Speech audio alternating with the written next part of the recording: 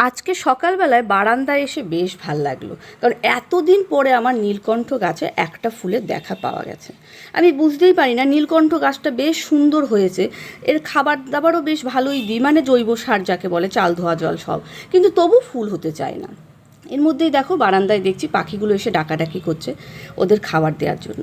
আমি তাই জন্য ওদের খাবারগুলো দিয়ে দিলাম, আর সব পাখিগুলো এসে দেখো কি সুন্দর খাবারগুলো নিয়ে যাচ্ছে। পাখিরা কি সুন্দর মানুষদের উপর বিশ্বাস করে, পশু পাখি সবাই মানুষদের উপর কতটা বিশ্বাসী থাকে দেখুন, কিন্তু মানুষ হয়ে কি আরেকটা মানুষের উপর এরকম বিশ্বাসী থাকতে পারে? থাকতে পারে না। কারণ মানুষ কি হয় বলো তো, প্রয়োজনে তোমায় ব্যবহার করবে। আজকে যদি তুমি প্রয়োজনে লাগো, তবে তুমি সে মানুষটা হয়ে যাবে শ্রেষ্ঠ। আর যেদিন তোমার কোনো প্রয়োজনে আর লাগবে না, তুমি কোনো কাজের থাকবে না, সেদিন তুমি হয়ে যাবা সবচেয়ে নিকৃষ্ট। তাই পশু পাখিরা মানুষকে যতটা বিশ্বাস করে, একটা মানুষ হয়ে হয়তো আর একটা মানুষকে আমরা ততটা বিশ্বাস করতে পারি না।